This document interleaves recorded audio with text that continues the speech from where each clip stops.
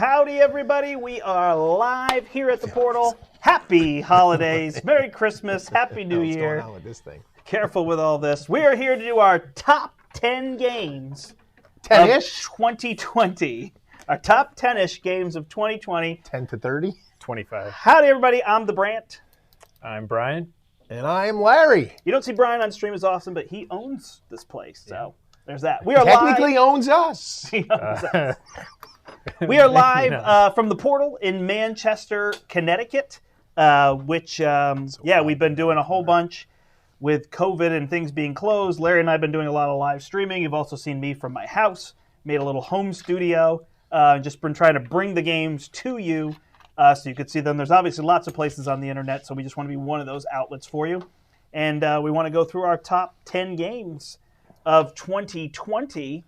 But there are some caveats, some honorable mentions. The caveat word was in my head. I've got like pre-honorable mentions. I have honorable mentions. I also have a caveat, which I don't know what you did for rules. My rule was simple. 2020. I went to BGG, and if it said 2020, I counted it. So I know Brand has one that's 219 on BGG. Yeah. So Brandt's rules are different than my rules, and that's fine. Right. I follow that same. Yeah. And the other thing I did is I'll honorable mention a game that has not actually released, but it's on the list for 2020. I just got lucky enough to play it a few times because the designer was nice enough to show me the game and have me demo it a few times. So yeah, I mean, I guess what I adhere to, which doesn't really make sense, but it does to me, since I am on the Dice Tower Awards committee and help oversee some of that, I adhere to the Dice Tower Awards. So no expansions, which would be my first caveat. I did not do expansions either. So 2020 is obviously a weird year with all that. But there's the most interesting part of 2020 is most of these games on my list are not the most fun things I did this year. So the most fun was a lot, especially in that March, April, May when we were fully closed here, no retail at all, no playing.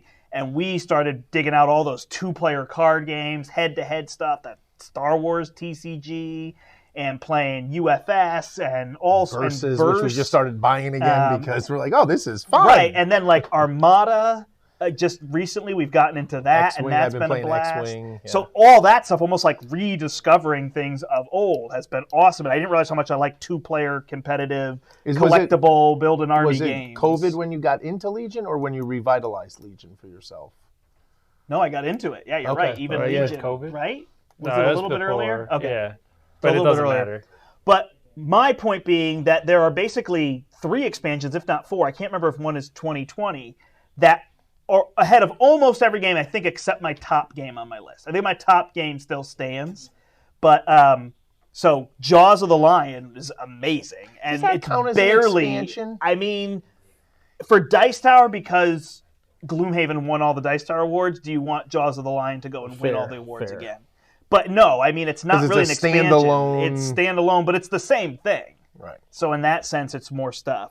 And then Rise of Red Skull, which is a very similar thing because, I mean, it is definitely an expansion, but it's like 2 heroes, 5 new villains, all that Marvel Champions we did. I mean, that's been the best thing of the year. So there's that. And then Cobble and Fog for Unmatched is unbelievable. At first, I liked the Jurassic Park one better. The couple times we played, and then when we finally played those ones on stream, that one where I like Sherlock Holmes you to death was amazing. Sherlock Holmes you to death. That could be a T-shirt. Sherlock Holmes. And then the last one we actually played when we did our like Gen Can't thing. Is the Underwater Cities expansion this year, or did that come out last year? Yeah, I don't think it was this year, but I might be wrong. So we played like that with the expansion and Great Western Trail with the expansion. Now I think these pre-exist this year, so I don't think they count, but. I mean, there was just some amazing expansions this year. Right. Well, and honestly, Marvel Champions, not all, but most of their packs are expansions, and those have been great, you know, from our perspective. And there's been other card game expansions. And honestly, for 2020, I think Jurassic Park counted, as well as Cobble and Fog, from that, according to BGG. Yeah, but you don't count Jaws of the Lion? Right. I mean, I'm saying it's the same thing. I'm saying that's what you're saying? Oh, okay. Gotcha, and the expansion of stuff that I would, that would be like my top 4 right there. I think my number 1 would fit in there somewhere. Well, last year wasn't Unmatched and Marvel Champions my 1 and 2. So clearly Yeah. the expansions for those 2 games. Right. Would be at the top. But that's my point, Yeah. is just saying that there were expansions that were just so good. They were like, it's hard to say necessary. They're not really necessary, but I mean, Jaws of the Lion, I played Jaws of the Lion with you guys, and I bought another copy of Jaws of the Lion and played with Kathy and Sephra. Plus, I have my game of Gloomhaven with Kathy still going on. If that doesn't tell you how much I like Gloomhaven. I think you like it. So, yeah, that's... So your honorable mentions were all All that expansions. Did you have any other? stuff. That was his pre-honorable. I do. I have one honorable mention. There's others that is like... I have 7 honorable It mentions. probably Is that should okay? be on my list. I'll be quick with And my I don't- honorable Why didn't we just do it? mentions. I don't know how it 17. didn't end up on my list, but the Jeff Engelstein's Super Skill Pinball 4Cade. I don't know how it didn't make my top 10. Well, let it's me- forget so that. good. No, I didn't forget. Here's Oh, the okay. thing. I mean, roll and rights, I'm fine with them, and I You like just them. don't count them. Well, here's the thing. It's catching me at a weird time. I'm continuing my board game hobby, and those of you that know, I'm just starting my pinball machine hobby. Gotcha. So I didn't know I what was enjoying playing that game, but at the same time, I was starting to get into real live pinball, and I've ordered a Deadpool pinball machine. So I was kind of like, so that didn't make my list just because I'm starting to play the prefer real pinball deal than than fake pinball. pinball. But it was a great concept. I loved it as a roll and write. It was probably my second favorite roll and write of the year. I liked Roman Roll a lot. I thought that was a really good, solid. So you're not like going to go start a city called Gloomhaven and kind of live out real Gloomhaven instead of playing fake Gloomhaven? This is our top 10 All right. rolling rights. Brian, do you have any honorable mentions before we let Larry go? No, today? he can just say all of his. All right, honorable mentions. I'll go quick except for 2 of them. Altar Quest is honorable mention for me. Okay. Tang Garden, Munchkin Dungeon, Forgotten Waters, Starcadia Quest. Then the next one, I don't know if it released in 2020, otherwise it might have been in my top 10, is God Tier. I could not find it on BGG for 2020, so I don't know if that was 2019. Yeah, but you played that at Gamma, right? Yeah, well, got into it at Game. And then my last one has not released yet. This Merchant's Cove is delayed a little bit on Kickstarter, but I did get to play it 3 times. I played it more than some other games on my list. And that game would be in my top 10 if it actually made Wait, you landfall. didn't put Merchant's Cove in? Correct, because nobody has the game. It's not like it released in. I thought you were saying you did put a game in that you had No, played with the no. I put it on designer. my. No, that's the game I played with the designer. I put it on my honorable mention. But Merchant's Cove is amazing. I can't wait for it to hit Gotcha. the shores And MF Mize is on here, which I think I know who that is, but I'll keep anonymity, and says, oh, I didn't know this was scheduled. Yeah, we didn't actually put the schedule because finding a time. We actually did pick this day. I probably should have put something up, but we didn't have a time for today because Brian is working, and I had school today, and I had work. there's been a and lot. then It's I been had- tougher to yeah. schedule things than we were doing in the past. Yeah, Larry had work too, so it was tough for us to pick a time. We figured all this stuff. We just like doing live. I like live best, but it'll all be up. Who knows what's going to happen? I might love- spoil the Mandalorian for everyone out there. Brand will have to put a Mandalorian spoiler on the tagline. Luke Skywalker comes back. All right, here we go. We'll just actually go spoiled. this way with our 10s, and that lets you do your one last. I don't care. We're gonna I thought we were going to figure something for the out. last Oh, one. that's for last. Something. We're doing that. Something All right. else. So my number 10, I wasn't sure. Are we allowed to This dispute is- his numbers? This Yeah, is where This Pinball Arcade could be in there, but Red Cathedral, which I just taught you guys, is my number 10. I did a solo play on the channel, so you can watch that. I really enjoyed the solo play, although I think on the video I said I don't really recommend buying it just for solo play. That's just me. I'm not like a Euro game solo player. That's not my favorite. Gaia Project aside, amazing solo play. But generally, that's not my favorite for like solo games. But Red Cathedral is really cool. Little box, DeVere. It's really neat. I did find, I think as we all did, the 4-player game was bogged It's a little down. long. So saying like 1, 2, or 3, and at 4 players, I would expect it. So, which makes it tricky for people who like, if there are 2021 conventions and they want to play it, and then they get it, and they get in a game and play 4-player, I could see it being a little too long with that. But I really like it. It just feels like a classic Euro. It reminds me of Crown of Amara. Do you remember that one? Mm-hmm. It reminds me a lot of that in terms of just like that classic Euro feel. Here's your strategy, collect your resources, kind of run the clock with everybody, be more efficient in terms of that. But you can't explain the game well. You can't show the game well. But the wheel is amazingly interesting once you start playing that game. Yeah, and I mean, I think the other thing that's somewhat unique to a lot of the other Euro-style gather resources and do things is the triggering of effects, right, which happens during that wheel. So I'm going to use the white die, but I have a bonus in the white die to trigger the red die, right? So so that triggering mechanism, I think, is what really makes it unique and stand out. I really liked it, but it was long at 4. Yeah. And that was the only way. You hadn't played it before. I had not played. That was the only play of it. And my only complaint, wasn't really a complaint, is I'd really like a little game board for the cathedral, so I have a nice picture of that cathedral and just put the cards on it, which a la Shakespeare, right? Where you have the theater and you're putting the tiles on it, right? You would come up with this elaborate thing to like put triple the size of the box, though, right? Just a game board, just one game board. That wasn't where you ended. You went higher. Oh, I know. I like the game, so I really was trying to trick it out. Box. And I will say, Larry wanted this size. One thing common in my list is most of these games are big games. No, like for whatever reason, these were like size-wise big games. I don't know why this year. Maybe because I played a lot more 2-player. So, all right. I approve. Speaking of bad small games, Brian, why don't you tell us your number 10? Yeah, Viscounts of the West Kingdom. Does that count? That is kind of small. Yes. But no, I know that one's one that I've been able to play a little bit with my wife, and that was, I know she actually was the one who played it before I did. Which was cool. I played it with your wife. Yeah, so it was really.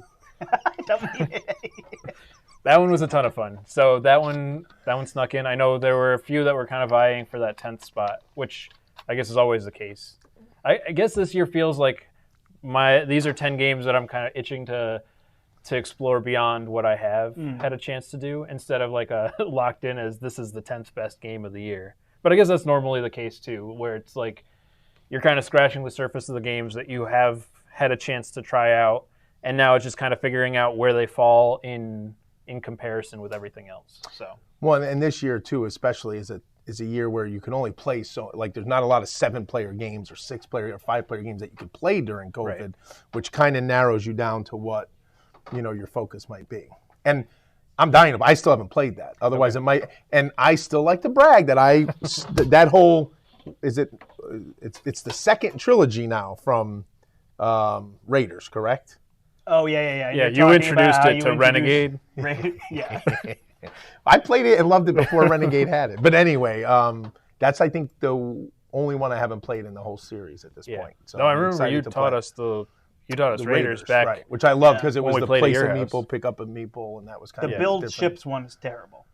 The card drafting one. Fair. Sorry, you're not. I'm not trying to stomp on the series. No, you're not wrong. The go out and search one was pretty cool. I still haven't tried all 3 together. The Rune Saga, which they did for that one too. So I'd be curious. That'd be a fun thing to do one day. Is pick each series and try to do the combined, however that works. But Viscount. It's not fair. I don't like when people do this to games and I'm doing it. But like, it's just so hard to not compare Viscounts to like Paladins being in that series, really and good. I just, when I play Viscounts, I'm like, now, like, people are like, oh, that was fun, like Kathy and Rachel, and then I was like, I got to teach you Paladins, like, so it made me just want to play Paladins instead of going back to play Viscounts again. It's not fair because all these games should stand alone, but it just happens. Would you rather play Red Cathedral or Crown of Amara? Crown of Amara. But no, that's an interesting point because you have like, what was the Golem edition of the Century? Right, that's another trilogy, right? Everyone's always going to have their favorite in a trilogy. Like mine was Raiders for the first 3 of that series, and right now Paladins until I try, this one. But... And Mandalorian's my favorite in the post Return of the Jedi trilogy. Yeah, I think Paladins is still my favorite out of these 3, but we'll see how it. It's not fair. It's even a funny thing to say because it's just like, hey. I like to play new games, so in some sense I like playing Viscounts instead of Paladins, but now that I played both a couple times, I'm like, back to this one, Number 10. So number 10 for me, and I did say I had a lot of big games on my list, and a lot of 2-player type games because of COVID, but Super Fantasy Brawl. Yeah. That is another one of those miniature board games that just, it's so appealing because it's so quick as far as set it up, sure, pick your 3, pick my 3, put the board out, play 45 minutes, done, put it away. right? And this is so fun because I can say we have a playthrough of that on our channel, which is awesome. I love being able to do that. We do. And I just really like it. And again, the mini quality for minis that don't have to be glued together, I think are awesome. They're nice and big and chunky. I really like it. I played it a lot. I don't know what else to say other than I kept wanting you to bring it back and play it again. Yeah. It was pretty cool. And it's one of those ones where I think if I can get it painted, I'll But again, that's one of those games I think I've played 7-8 times, and it's easy to keep. I could play that 5 times a year without breaking a sweat, like playing, his Rebellion game, which I love, but playing that 5 times a year is like giving up a week of your life, right? Like, so a good week, though. A good week. A good week. Yes. I love Rebellion. All right. So that's my number 10.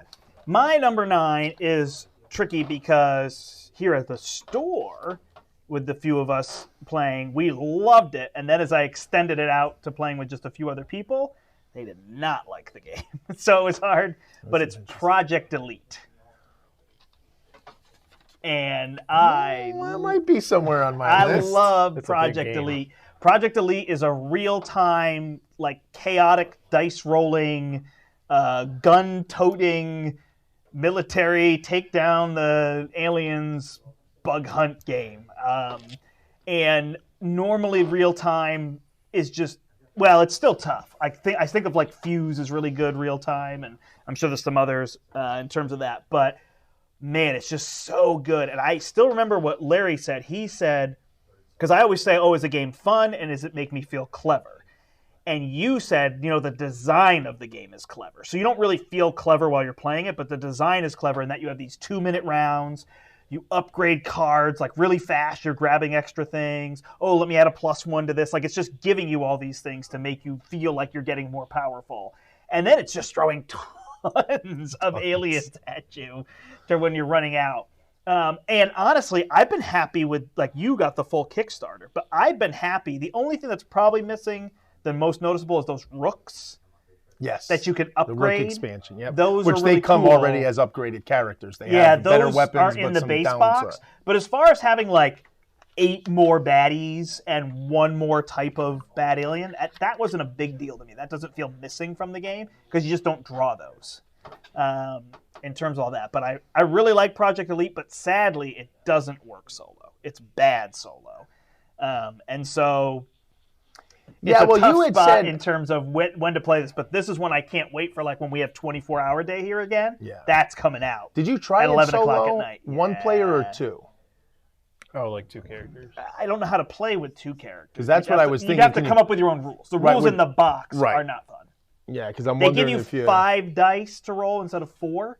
Oh, okay. All right. Because I was thinking maybe instead of 2 minutes, you do 3 minutes, but play 2 characters. Yeah. Right, but that's a lot of brain power to keep track of. It's one thing to run 2 characters. I don't mind doing that in a Champions or a Gloomhaven or something. But running 2 characters in real time, that's not and it's fair to say, and this is something I won't say I disagree with this in the gaming world today, but especially in COVID, I understand it. A lot of people judge some games as, can you play it solo and does it play well solo? A lot of games aren't designed to be played solo, but I think a lot of times companies want to hit that solo market, so they add on a solo way to handle the game. And sometimes I think too many games get judged, it doesn't play well solo. It's not a, go get a video. I agree. It's really a party game. Well, Warp's Edge I love. 6. I almost made my honorable mention for this year, and that's designed as a solo game. Right. And then I was talking to you going, man, I'd love to play this game 2 or 3 player. Remember? Yeah, I'm like, I like this game. Can we play this in 2 player? But unfortunately, it was designed solo. So. All right. Well, that is my number 9. All right. So my number 9 is another one, I guess, that's going to get compared to another game.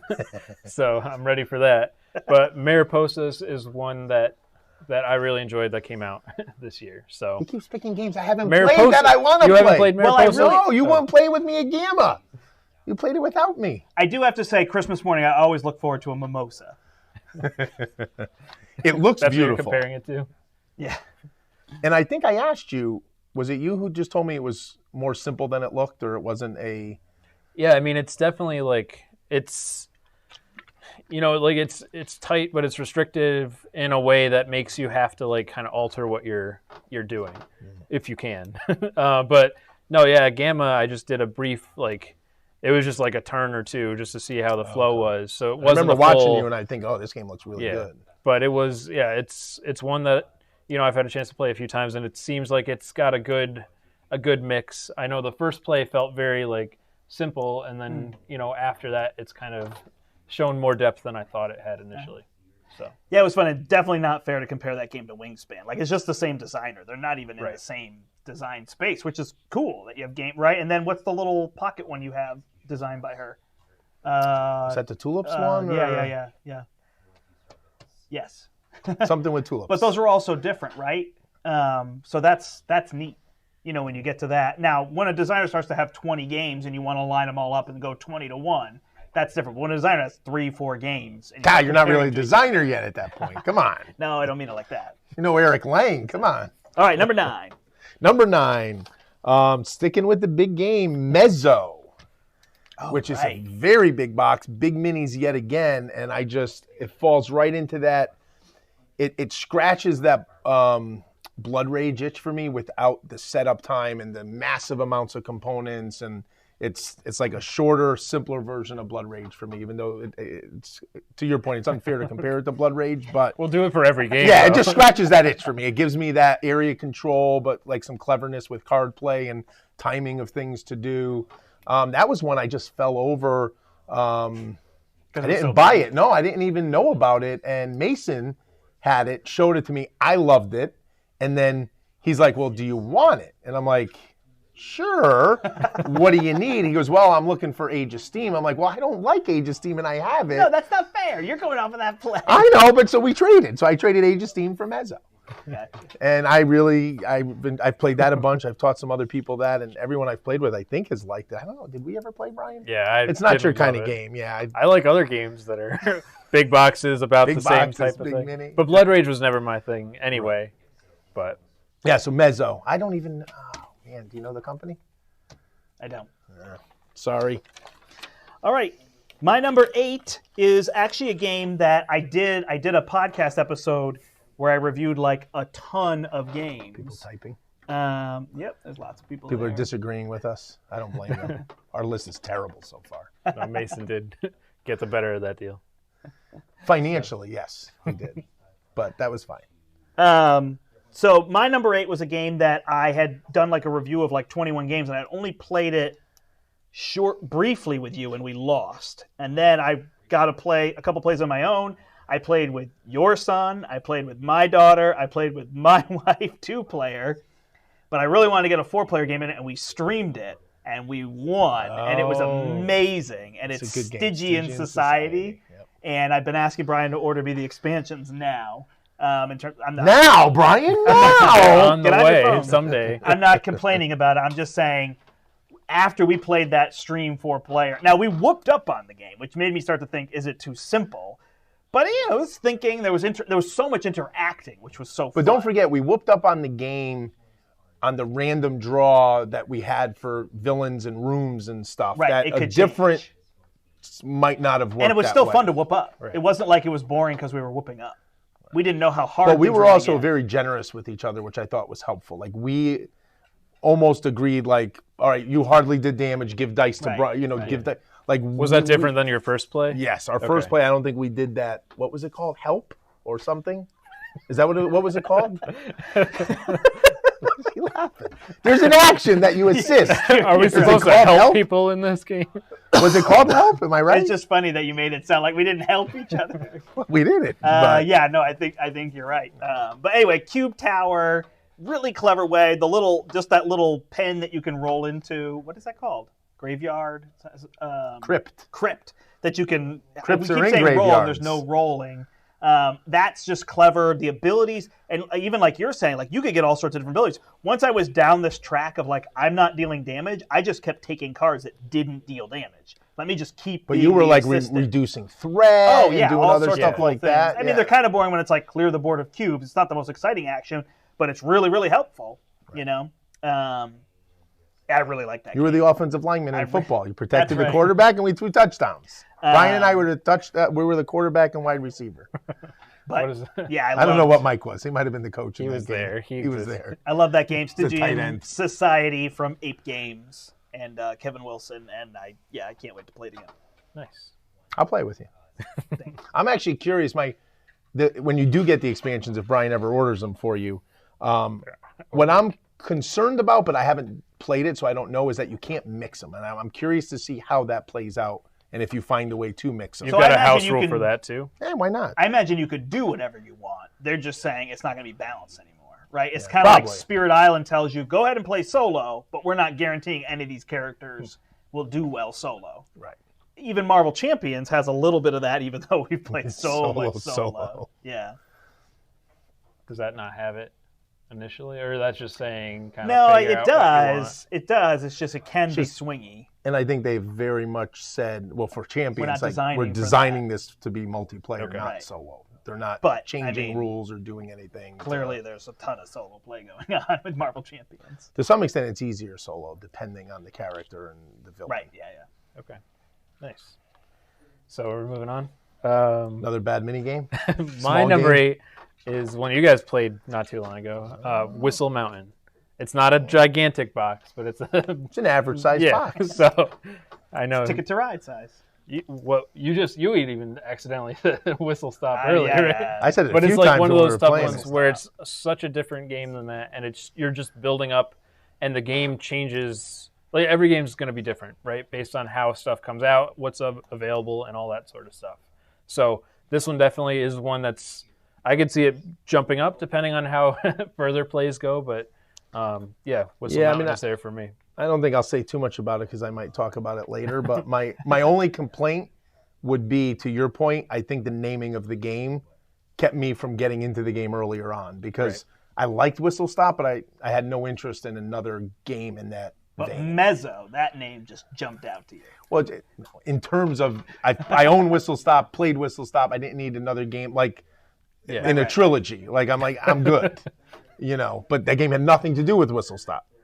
Whistle Stop, Whistle Mountain, Whistle Space. Yeah, what's next? We good? Yeah, I think so. All right, I think my next game might be on Brandt's list, and it might not be a big box, but the game is based on big things, and that would be High Rise. Ah. Did I say it right? Yes, High Rise. Only got to play it twice, but I really liked it. And I very rarely like games with cardboard standees, which it had, but it worked for the game. Because at first, when you first showed it to me, I'm like, oh, I want all plastic buildings. Why don't I have plastic buildings? And then as we played it, I'm like, I don't need plastic buildings. This is good enough. But really liked it. Really liked the board, the way you went around and had different options as you went and could jump to something you needed, but then you gave up some options. I think when we played, did you win? But it was really close. Like we had a couple of, I thought it was solid, and there's probably weight-wise, the heaviest game on my list, arguably. Wait, size of box? No, weight as in strategy level. Okay. Probably the heaviest game on my list this year. I mean, it's not like it's just you're vying for all these different things, right?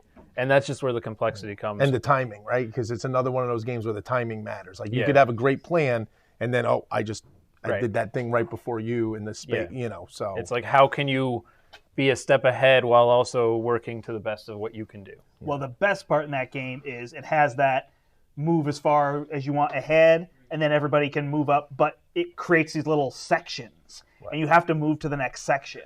Right.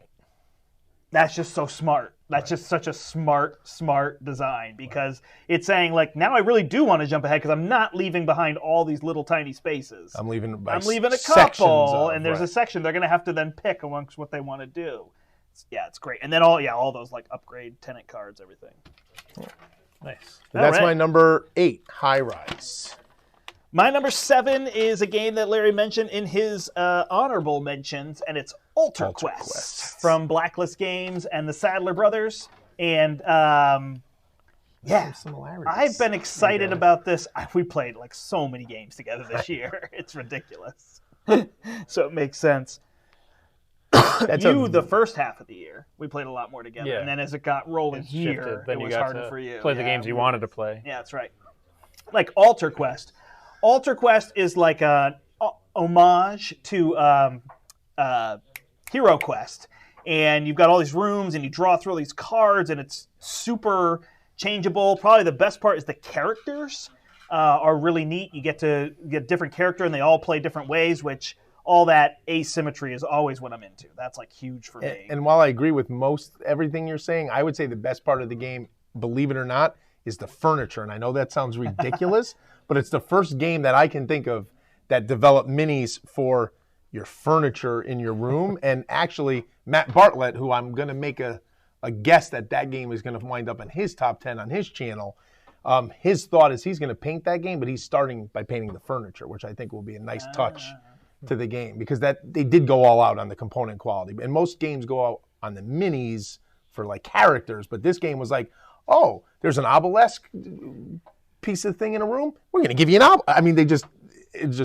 yeah. Are those in the normal? Like those were in the Kickstarter box? Yeah, it's in the I mean, we had backed it Yeah. as the stores, so we got, the like 2 big boxes that Yeah, there go was together. furniture in the regular Okay. box, and then in the, for lack of a better term, the goodies box. But their furniture was like, what was the cage, right? There was like a cage that you like could put captured everybody in. a mini, and like it was just really cool that they went as far as to give you the 3-dimensional representation of all of that. I thought that sold me on the game. I bought that game instantly when I saw the furniture. Yeah. And then it was a good game, so that helped. Yeah. Scott's asking on here if it's easy for kids to pick up. No way. It's For what, so Alter much Quest? text. It's so much. No, I played it with your son, and he got through it the first time. And then when we sat down the second time, My guess is, and I've there's seen so kids, much comboing. I've seen kids do this with some of the D&D board games, like the Wrath of Ashardalon and stuff. It's a great game for them to have the minis and the furniture and the room and make their own rules, kind of. Or, I've seen kids do that. Right. It's the component quality is there for that, and then eventually you learn into it. Yeah, he lost interest. Yeah. My son, but he's 5, so It's a it lot of wasn't something reading. that he was going to be playing anyway. Yeah, if they can read comfortably, then I think that'll be a lot more engaging for kids. So if you're pushing that ladder up to 7, 8 years old, when you kind of get to that. But then you give them a goal, right? Like, hey, our goal is to get this and then escape here and fight monsters on the way. You can kind of get past some of the, the and that quest game is, reading. That game is brutally fiddly. Like, so that could be something, it could slow people down. You need somebody who's just sitting there running the game, like, okay, now we can do this, now you can do this, now you can do this. Here's this text, right? It was tough. We got caught up in our playthrough. Hey, we have a playthrough of this game. We got caught up in our playthrough of like, how does this character work? Or what does this do? Or why would I want to trigger that die? And I just kept rolling through rules. I got a little caught up in rules to actually see on that playthrough where somebody was on the stream. It was awesome. They were correcting me on rules that I knew that I was just missing. Right. So it's definitely one of those. I've actually played it 11 times now, so I really enjoy it. Do you have the rules down now? I got the rules down now. Okay, so let's play it again. We can put it on stream again. All right, sounds People good. are interested in seeing it. We got to find time for all this streaming. That's well, holiday break's upon us. It's going to be maybe. good. So there's that. That is my number 7, correct? Yeah. Awesome. All right. So moving on. So my number 7 is one that we played. Small, Bryan. Yeah. I'm trying to hide it from you. It's that. It's We just got a giant hands. I was going to say we need the Coke bottle right here. All these inside jokes. Dune Imperium is. Come on! All right, Am that's I my spoiling? 7 too. Oh, we matched. We matched. But- That doesn't happen often. And this one's not a huge box either, but this one, It's average size box. it's a cool blend of deck building and worker placement with some good conflict mixed in. But I liked it. I mean, I think it will appeal more to people who are into the Dune lore than not, but it's still a great game without knowing the Dune lore. My only question is, have you played it more than once or just the once? just the one so So far. I've only played it once and I enjoyed it. And Brant and I have this discussion all the time on games, and this was one of them. Is conflict the only path to victory? I don't know yet until I play it more. It's got to be in Dune, though. Right, but there's not that much. It's not a Dune area control fight all the time game. It's a end of round. A conflict happens, and you either are participating or not. No, And I don't know if you can win the game without winning those conflicts. Now, I did talk to Matt, who said in the 2-player game, it happened a little bit with Jen because the dummy player was whooping on the conflict a little bit. So, whereas in a regular game without a dummy player, if people are ignoring conflict, it's easy to maybe jump in and do well with the conflict. But I think it was a solid game. Yeah. Yeah, no. I got to play it solo. I didn't get to play the day that you guys were playing, and it was fun. But it doesn't, spoiler, it doesn't end up in my top 10 list. But I definitely enjoyed it, and I didn't really mind the conflict so much. Even just take that or whatever, because it made sense. Like I knew what people were going to do and what the options were. The question was asked about Alter Quest being fiddlier than Gloomhaven, so not the big box. The big box Gloomhaven is tons and tons of fiddliness. But I would say maybe Jaws of the Lion, it's right around that level of fiddliness with that. Jaws of the Lion could be easier, again, reading out through all that text. So. Oh, your number 7 was... So we're going to reverse order now, and I'll start 6, and we'll go this way, because you don't want it. And then maybe we'll change again. I don't know. Maybe our 6 matches. Well, let's see. My 6 has already been announced. Whistle Mountain. So ours don't match. Ours don't match. And again, I really liked it. I thought it was a solid game. Again, just the name threw me off for what the game would be. I thought it would come with whistles, too. I was thrown off that there were no whistles. You think that was just your box? Or you think that was an entire... That was just my box. Okay. I needed. Or do you think you got them and someone lost them on you? Because that happens with Brand sometimes. You guys are playing like Armada, and you're using whistles. For and I will say, while it was very thematic, and I never thought of it this way, but it is interesting that your workers are drowning the whole time, right? Like It's like, hey, we're doing all this building and scaffolding, and this water's rising, and I could get more victory points building this machine than saving Larry, my worker, who's drowning. The entire theme of the game is so weird. Like, it's almost like they needed to lean into the kookiness even more. Right, and we have flying machines that are doing machines are this. Just on these girders sideways, but then if you build above a bridge, that's enough pollution to melt the water. Yeah. I mean, it's a great game. It plays so well. I just trying to figure out the theme was definitely... And the drowning workers just cracked me up. Yeah, no, it was funny. And we had a lot of drowning workers in that game I played with you. Yeah. Well, because we built, if you watch, this structure was not sound. It was not like architecturally sound. It was like this. Like there was no width to the bottom. Yeah. But that's my number 6, Whistle Mountain. All right. So my number 6, which I guess I could have had across, Dwellings of Eldervale, is one that I guess will probably be further up on, because it's a big enough box. I'm impressed that you like that game. Why? Because it had minis instead of cardboard. Yeah, I don't need cardboard. I'd prefer you put high rise on yours. I never would have guessed that. Yeah, true. So, but yeah, no, Dwellings of Eldervale. I guess we can talk about it later when one of you, maybe both of you. I don't know. We'll see. Let's talk about my number 6, which is Whistle Mountain. Is it really? Yeah. We played all our games together, so we're going to have very similar. I would add in Kathy a little bit and was able to play with Rachel as well, but I mean, that's it. That was it. Like, it was like being at a convention a whole year, right? Like, it was just us. Well, that's not even fair because we would have played with other people at a convention. But it was just us. I mean, even think about March. We were just locking the door and just working, tearing the whole place apart, and then just playing a game, right? Tearing the place apart, playing a game. So... that was that. But Whistle Mountain, Bezier Games, and is that Luke Laurie? Is that the designer? Also the designer of Dwellings of Eldervale? So those go together. So we kind of crossed over. And if we haven't said it enough, it plays nothing like Whistle Stop. So, which I think is also a really good game. It's a very good game. It's not a game I grab and play off the shelf. Right. Whereas hopefully Whistle Mountain is one I could see playing again next year. I play Whistle Stop when I want to play a lighter train game that gives me the feeling of a train game without all the craziness of a train game. And when you want to play a heavier train game, you play Mezzo. Mezzo, exactly. Nice. Actually, you know what almost made my list? And I didn't. I should have honorable mentioned it, which I liked better than some train games, was Pan Am. Which was a plane game. That was close. That's on my initial list here, and it gets pushed on. Pan Am was solid. It was tough.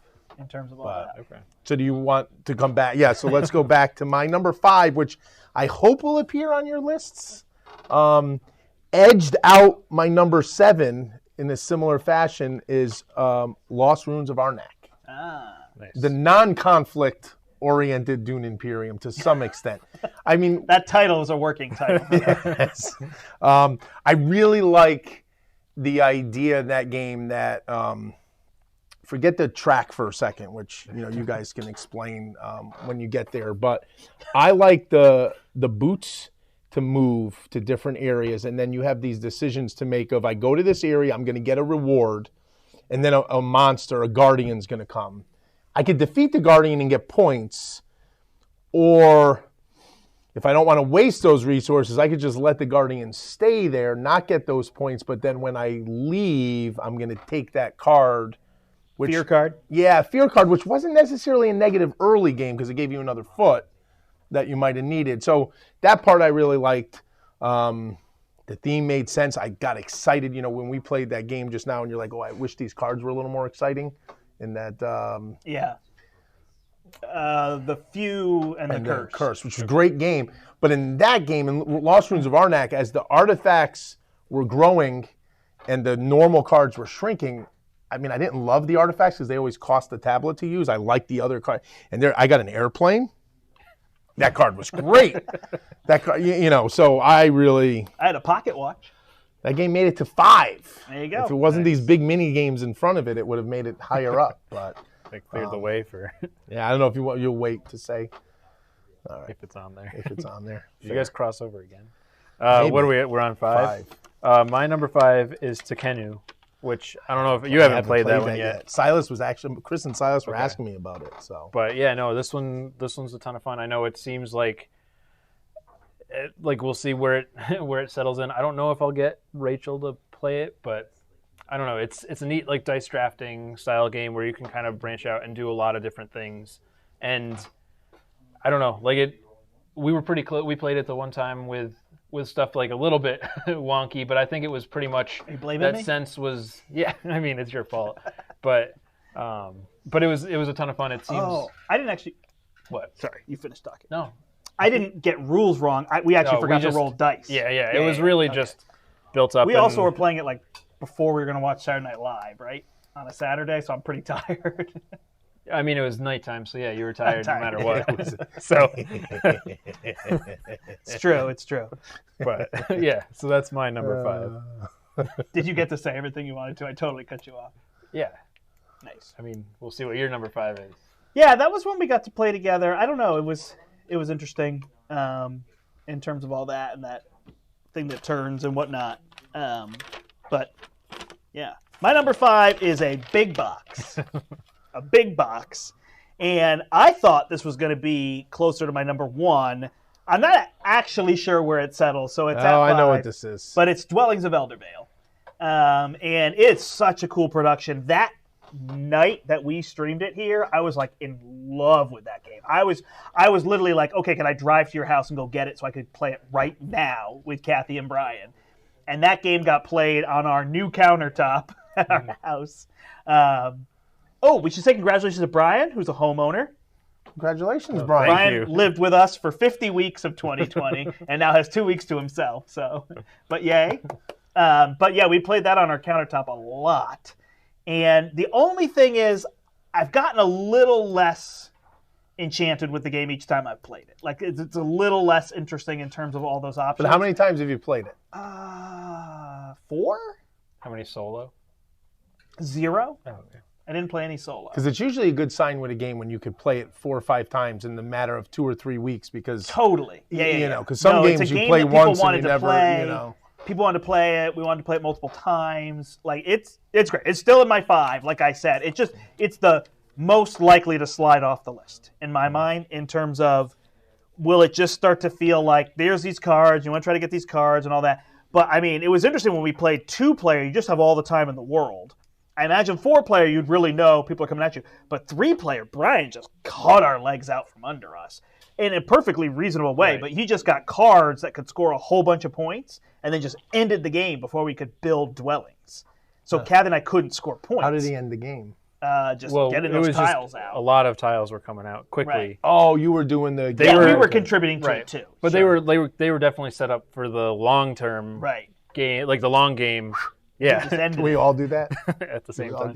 So they were set up for that. So it was you quickly know if you're behind in that race, and then if you can speed it up, which was just lucky enough that it was kind of everyone doing that. Right. And rarely do I say this. Rarely. Because I remember one of the first times I ever got really mad before I knew Tom Vassell, and I would watch his channel.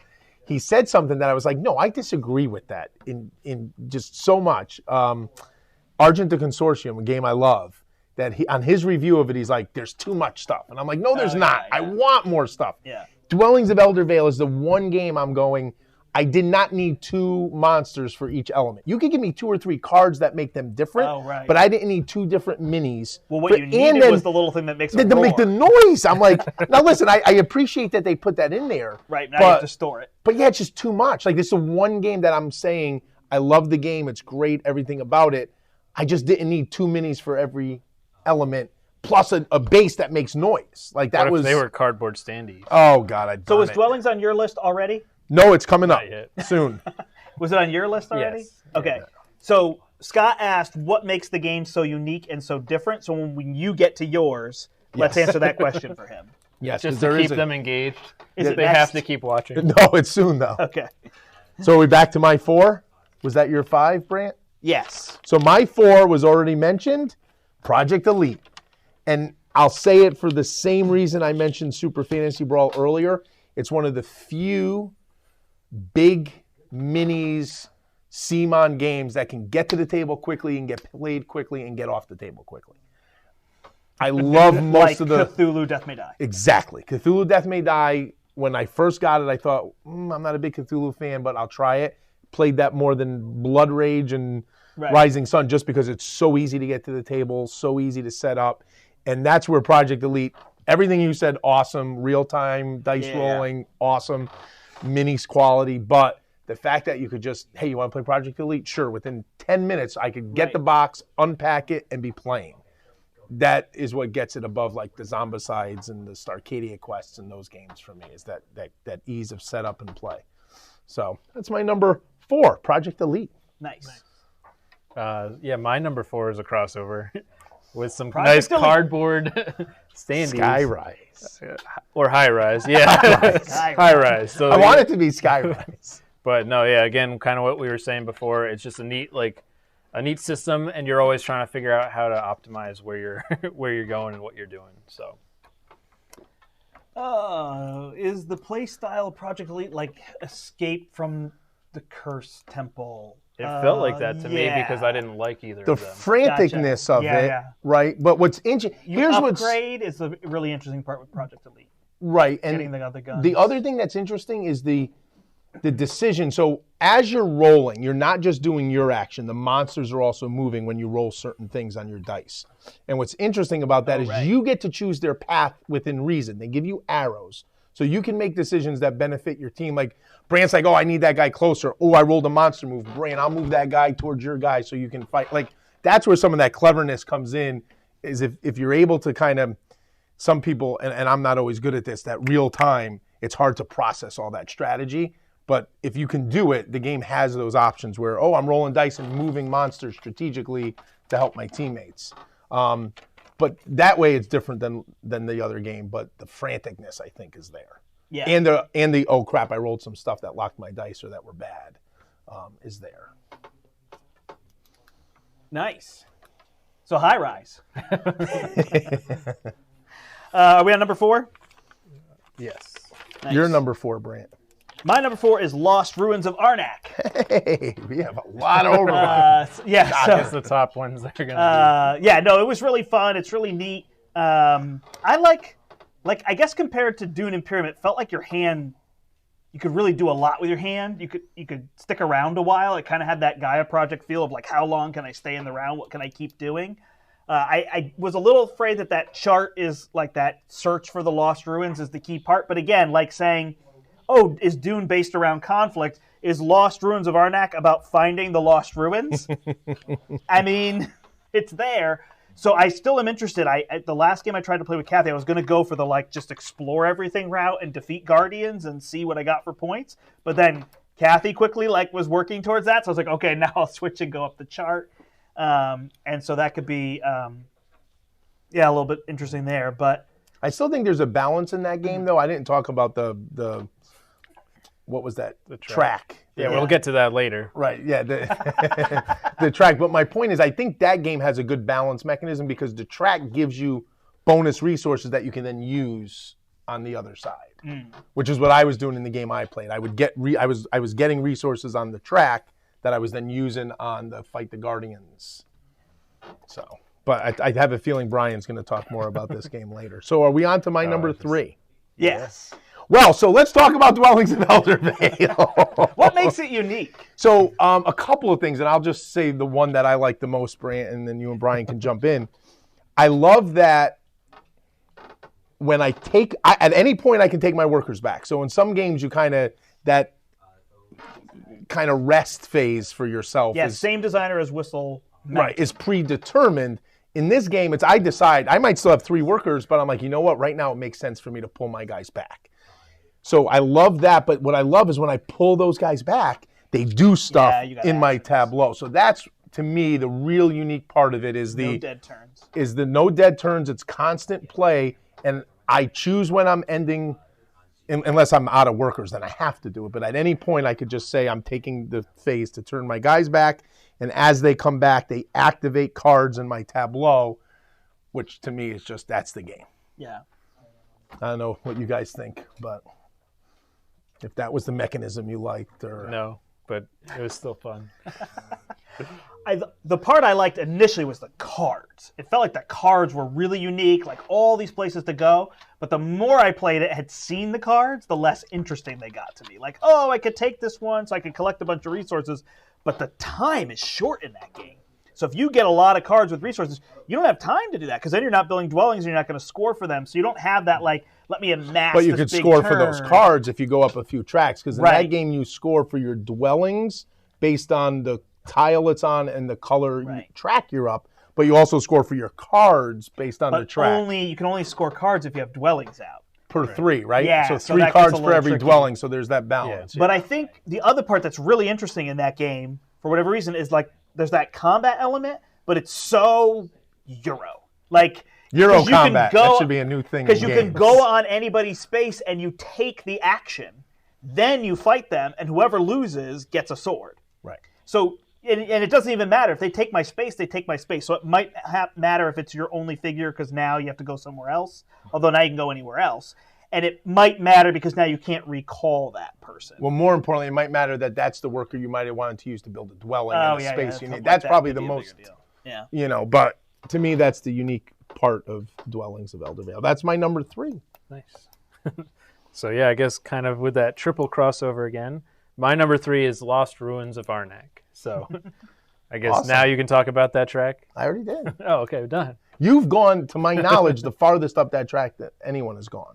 Well, Kathy got to the same, right? So we both got to the top. Yeah, but I thought you got multiple things off it, which when I first played, I didn't did realize you that get 2 was... or an 11 and a 6? I think I got 1. I might have got 2, but... Because see, when I played, my impression was that you get to the top, get one of them, and then you're done.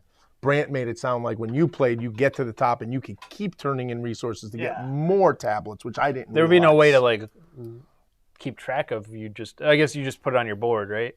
Yeah, right, that's what I You thought. could get a 2, a 6, or an 11, and then that's it. Right, I just thought you got to the end, you got one of those tokens, and you were done with the track. Okay. So that's kind of cool. I can't wait to try that again. You would have done stuff differently? No, but I got to tell you, I tried to go up the track. It's tough. But I made it to right before you get. Yeah. But I also had like 5 Guardians killed. Right, so it's that just was balancing. The balance. Yeah. The imbalanced part of that game to me is the assistance. If you get the right assistants that give resources, I wish you could look resources, for assistants, right? Yeah. Like if there was one of each assistant for every player, and when you get an assistant, you just go pick the one you want. Right. Instead of, the top one because is garbage. That makes all the difference. When we played our 2-player game the other night, I had one that gave me a tablet and then a tablet and a coin, and the other one gave me like the arrowhead or whatever. Yeah. Yeah. And that was That's so much better good. than the It was assistant like, who gives you 3 3 money. resources every turn, and as you move up, you get to reset them and use them again. Because isn't one of the assistants like 3 money leveled up? Yeah, exactly. Which you already have in An your arrowhead cards. and a tablet are much better than right. 3 money. So. Yeah, but you can use it to... No, I understand that, but it's... Yeah. I so do that's think where the biggest imbalance is, I found. Yeah. All right. Where are we at? You're 3, right? You did your 3? You just talked about his 3. All right. Ruins of Arnak. My number 3 was my surprise game of the year, hands down. No idea I was going to like this game this much. And it is Sky Tear. Which one is it? God Tier, Sky Tear, right? Tear. Sky, you're tearing Sky Tear from PvP Geeks. This game came out of nowhere. I will give all the credit for discovering this game to Team Covenant. You can check out their channel. And wow, this is where it was just wow. It's what is that style? MOBA. I was going to say, can we talk about it later and it'll give you time to think about it? Oh my gosh. It's a Hint, MOBA hint, it might be inspired. coming Yeah, up. yeah. It's a MOBA inspired not deck building. It's like Magic or Marvel Chip. Build your deck ahead of time, right? And then, dudes on a map with specials and abilities and all these different characters and collectible, but like LCG style, where you just buy the stuff and then you have it. I guess even Warhammer is that by some def, right? It's not random packs. Right. But yeah, this game came out of nowhere and it was so good. And I'm so sad we haven't played that next expansion. And one of the expansions is a play mat that you can play on. That blows my mind. But anyway, it's definitely going to hit a certain niche of people. The joke is it a card game or is it a miniatures game? And the answer is yes. I think it'll appeal to both of those crowds, which is equally awesome. well, in all fairness. And we, this is the game that I just can't wait till we're full open and we can get a league or something going because it's so good and there's just so many layers to that game. You could just keep peeling back. We were discovering them as we played, right? This, that, and that map and this character. And what if I put this together and I could play this style or I could play that style? You sure you didn't want this ranked higher? Man, I can't wait to see your top Well, it was just two. so surprising. I had no idea it'd be this good. So that's my number 3. So my number 2 is not going to appear on either one of your lists. Oh. It's out in its base box form, so I do not have my Kickstarter yet. But I played it a ton. I played it and loved it with only the base box and can only imagine how much better it's going to be because it's very simple. Can I guess? Yeah. Marvel United. Marvel United. Again, it's a Marvel title. It almost was my number 1, but because if I had everything for it, it probably would have been my number 1. And I know you said I don't want to say kids game, but it is so simple. It's perfect. It gets that theme on the table. You can lose. I played with Silas and we had some times where it was like, oh man, if just the right thing happens, we're in trouble. But we pull the end of the idea. To me, the unique element of that game is I play a card and do my card, and I do the card that you last played. Right? So the chaining of your cards. That is such great teamwork and such, hey, what are we going to do? Do we want to fight? Hey, can you give me a fist on your action so that I can use more fists, or I need movement, or I need stars? And again, it's very simple in the base box, but I have expansions coming that, they showed a picture. When you sent that picture to me, you got me so excited. I thought it was there. But I was mad at you for a moment. But then I realized. He spoiled it for you. Oh, man. But no, I really like. I don't think you've played it, Brian, but I love. It's a co-op, which just automatically helps. But then, to the point I made about Project Elite, it's another eventually big minis game, component-wise, that's easy to set up and quick to play. So that's my number 2, nice. Marvel United. Nice. And I guarantee it's not on either one of your lists. But he's played it, right? Yeah, but I took his copy, so he didn't get to play it much. All right. So my number 2 is Beyond the Sun, which... Oh, right. I did not play that. Yeah, so I guarantee it's not on Larry's list. Yeah, am I? But it's really just an awesome tech tree game with some other area control type of elements mixed in. Is it your own personal tech tree or a global tech tree? It's a global tech tree where you're trying... if you can progress through that, whoever's farthest along will be the one determining what happens. So can I just say... Tech trees are one of my favorite things in games. No, really, truthfully, I love whether it's your own tech tree or a global tech tree. I love tech trees in games. So, but it doesn't really present very it doesn't look like a good game. No. Most games you like don't doesn't look like a good game at all. But it definitely gets that across, and you're trying to vie for position in certain ways and try to be. You're just trying to find those ways to kind of make your system work better than your opponent's, right? So it's a ton of fun. I've played this. This was one of the games that's been really I played it once and then immediately just tried to get it back to the table to kind of see how that system could work. But yeah, Beyond the Sun is great. I really like it. That's really good. Really good game. They're asking if we have Prophecy of Kings. Is that the expansion for TI4? Yeah, I think we have had them? A copy or two, maybe. I don't know. We had one the other day. I didn't look today, but we do have some, or we did. So I would imagine for people that are playing TI4 a whole bunch, which is kind of weird now, but that would be another expansion of the year, right? Oh, yeah. Like, so good. Is it me, number 2? Yep. All right, my number 2 is a solo-only game. Warp's Edge. Warp's Edge. Really like this game. I did a guess my playthrough on number the 2, I had channel. to guess his. Oh, yeah, no worries. I did a playthrough on the channel. I actually played right over there one day, and it was like the shortest game of it ever, but there's just so much replayability, and it's like I am not a get everything, but this is a get everything. Like, the mat is awesome, those tokens, those upgraded tokens are amazing, and then just having more ships and more enemies to fight is like a no-brainer. The expansion ships are a pain in the butt, though, with that's the adding only the part I ship. don't like is the little expansion starfighters. They feel like they're a little notch above on difficulty, and they make the game really confusing with add another row, so I remove them. But the actual bosses are great. I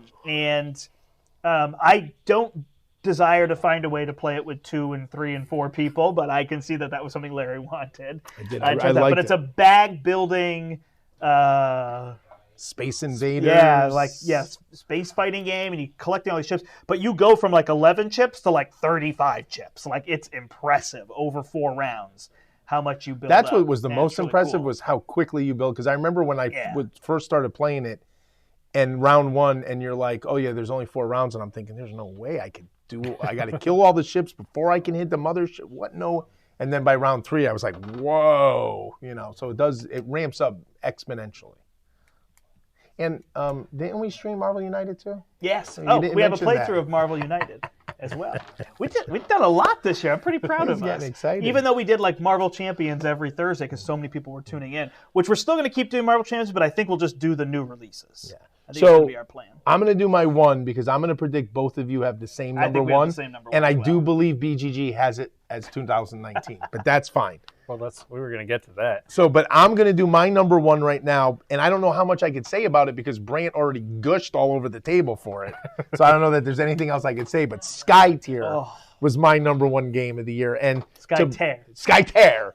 And to Brant's point, there's so much to unwrap that we still haven't unwrapped as far as strategy. And it is not just a minis game, and it's not just a card. And that's what stood above for God Tier and for Super Fantasy Brawl. They both great 2-player minis board games. But this one, and people say MOBA is not fair to this only because the old Simon Pirate game was a true MOBA where the guys kept coming, the minions kept coming, and you just controlled the heroes. This game, those minions are more just bonus points for control. They really never attack or do anything like that. And you can't attack towers as a hero. That's weird for people. Right. So it's control for the tower. But I loved it. It's just, to your point, if we could be out of COVID and there could be a league going on, this would just be such a fun game to play. Because I would spend hours at home going through and going, oh, let me try this deck combo. Let me try this deck. And it's not just a deck. You're really putting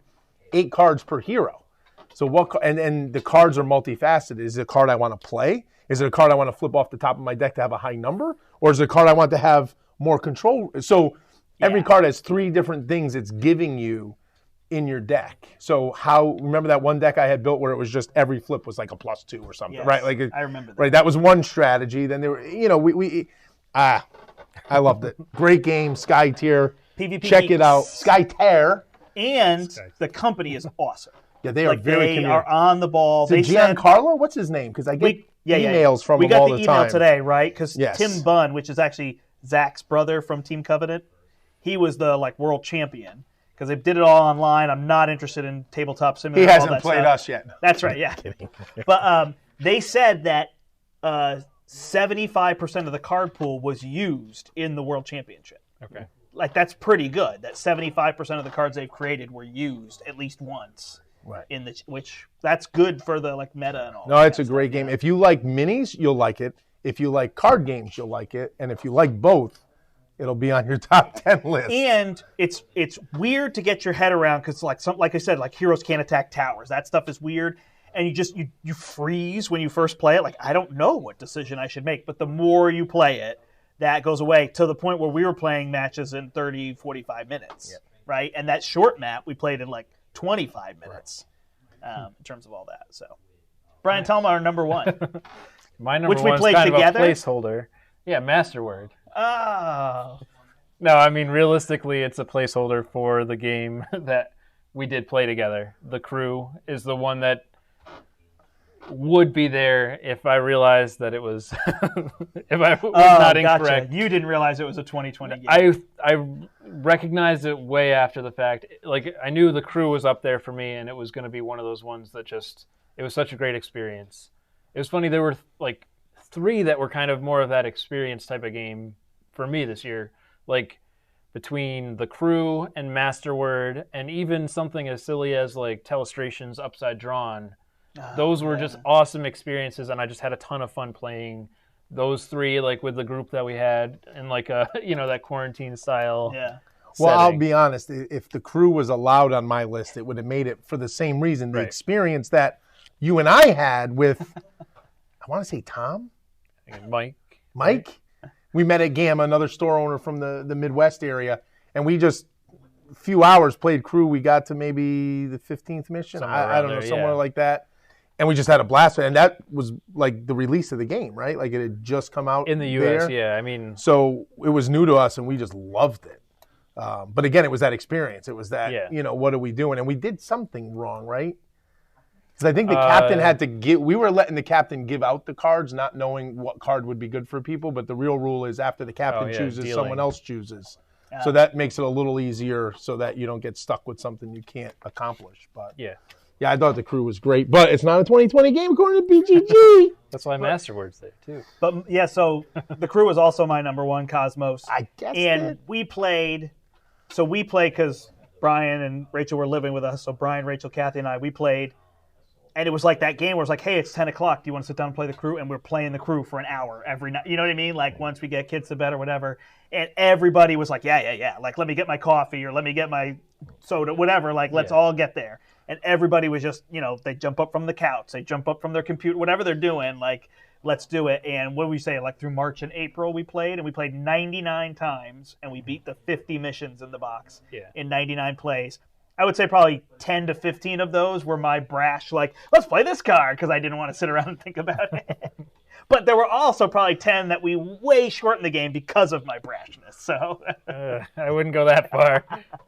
But yeah, it was such a great experience. And it's funny, I was like, oh, maybe I won't go back to it. And now here I am in December, and we're playing with Zephyra. Nice. A full reset on the game, like teaching somebody else how to do trick taking and all that kind of stuff. And yeah, now it's there. If I had said, oh, let's jump in May and go again, I don't think it would have had the same. Right. But now that it's 6 months later, like this is a game I could pull out every 6 months and play through. And you don't have to play all 50. Like, it doesn't matter. You could just flip to one and play it. It doesn't really matter. But the progression of difficulty is there for sure. And there's a couple that, like, by randomness, I think we got through the heavy frustration of difficulty. But yeah, we were able to beat all 50.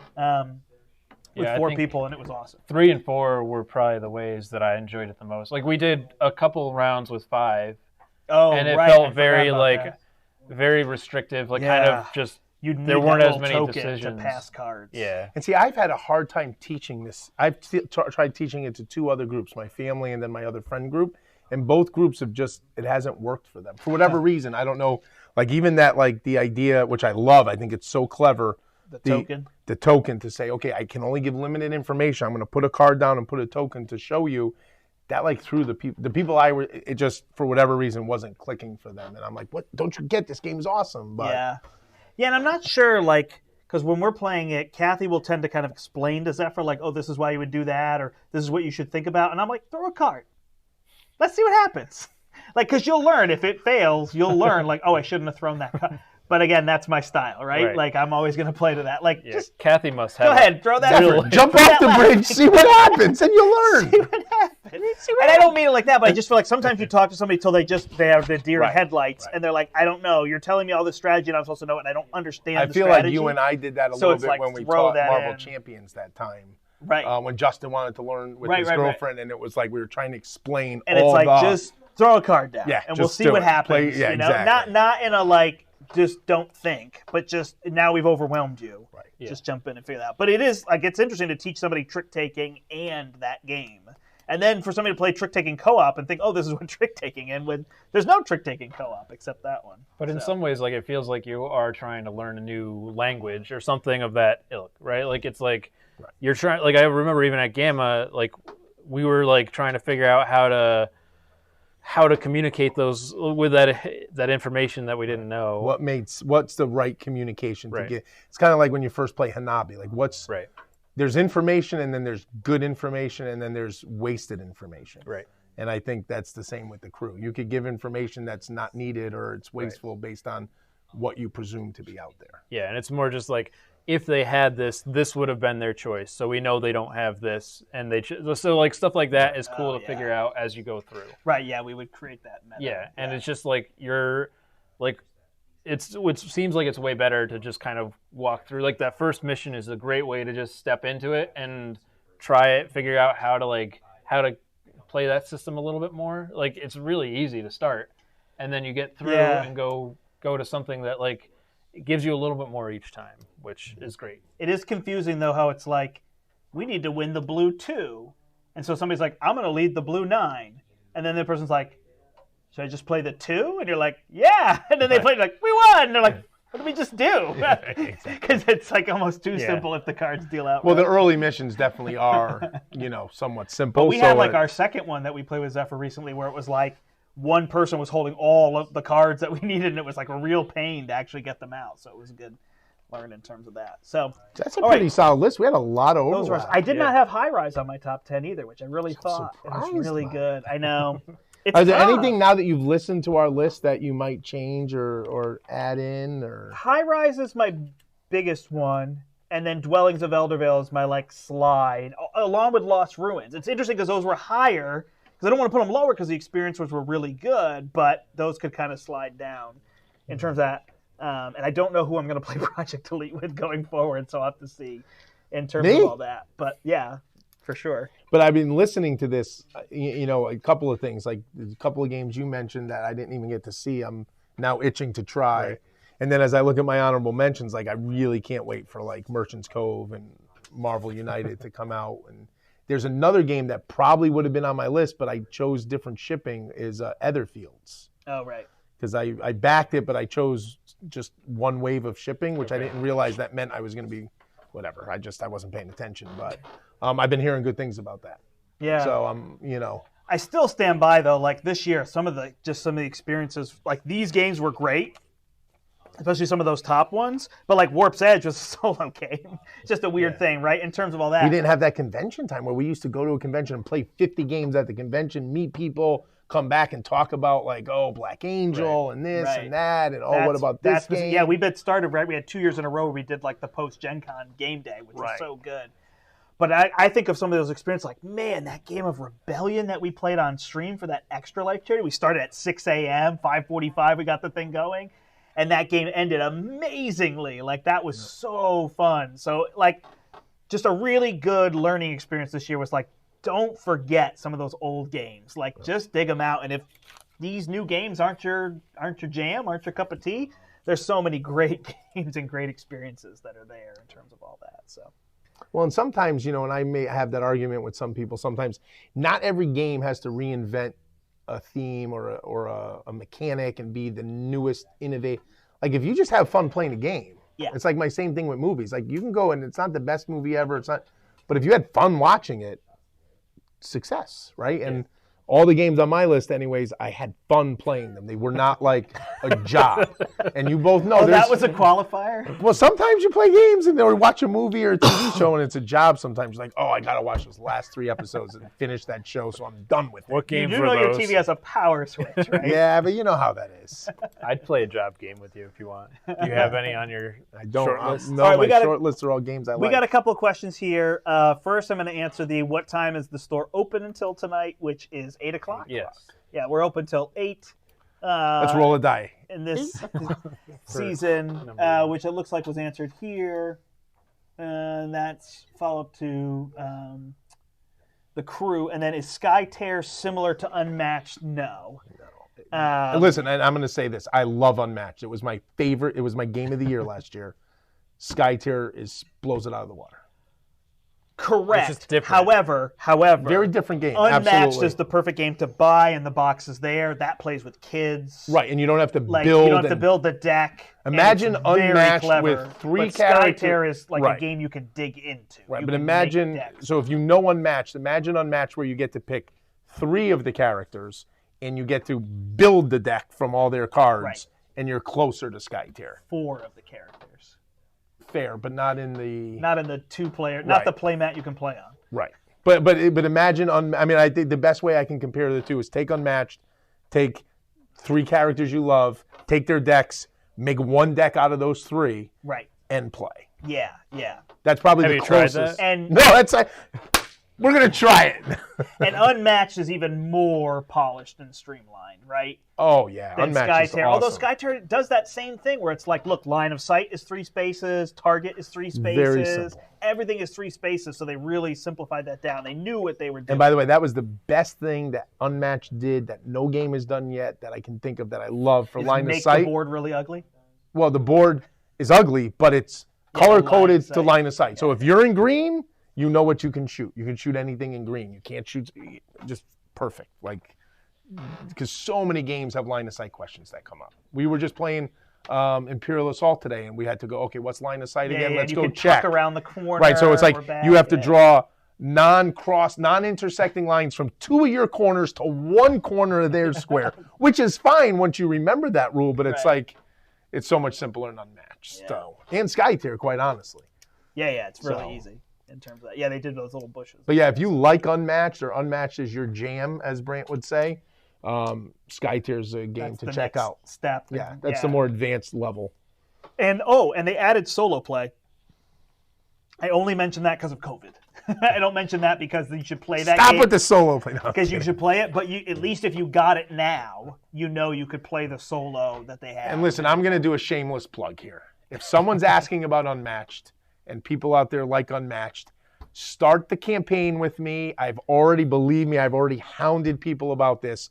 Request Clint Eastwood as an Unmatched character. It is necessary. It is needed. Unmatched needs Clint Eastwood. Get him in there. Start the petition. Email the designers. I've been doing it. Let's get Clint Eastwood in there. I think at Gen Con I filled out I don't know how many of 4 or those 5 forms for ways. characters you want to see. And I did different versions of Clint Eastwood. I'm like Clint Eastwood in this movie, Clint Eastwood in Dirty Harry. So you can see how much pull Larry has. I want Clint Eastwood. All right, so we also have playthroughs of Skytear. We have playthroughs of Unmatched. We have playthroughs on the channel of, what else did we talk about? So yeah, these games. we talked Marvel about are United, on there. check it out. Yeah. Those ones, in terms of that, I think Kathy and I are going to stream Lost Ruins of Arnak from the Portal home studio, which is just my house, as well. I don't know where that came They're from. coming to be up.